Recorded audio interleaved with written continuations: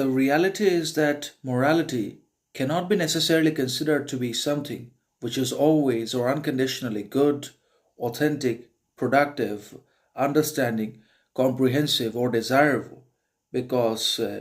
not only it has its own limits, shortcomings, deficiencies, because that's why these are morals, this is morality, but also because it's highly limiting, divisive,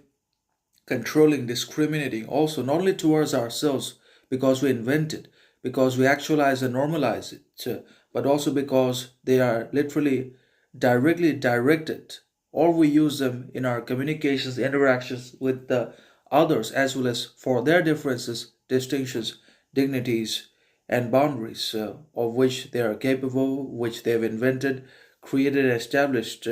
around their own lives, obviously, because of their own difference and independence. They can be anything they want, they can think, say, do, achieve, become, obviously, what they wish and what they want in accordance with the kind of freedom, independence which they understand, which they actualize, which they choose to use in their lives, their action, behavior, habits, in accordance with these qualities and external action and inward thought, internal significance and content. Also, we can become great, we can actualize our ambitions, we can do some soul searching, self knowledge, and basically self evaluative, self reflective action over our thoughts, actions, behaviors to basically make amends, improvements to our conflicts, chaos, problems, and rectify our errors, biases, partialities, and bring about growth, transformation, and transcendence also into our lives eventually in one way or another. So, morality is something which is divisive in itself, just as we have normalized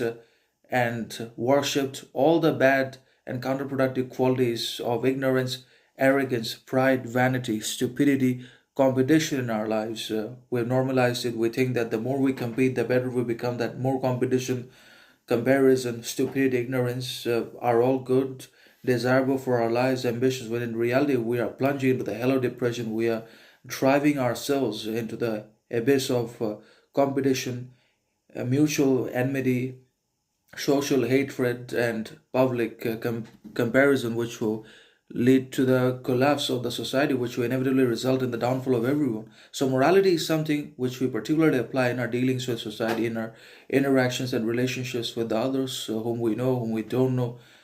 So, morality is definitely divisive, correct, because it comes from individual standards, from one's own mind, perception, and experience, which is limited, finite, relative, anyways, because others have different morals. Everyone's understanding morality is different, and ours is different, but no one's complete.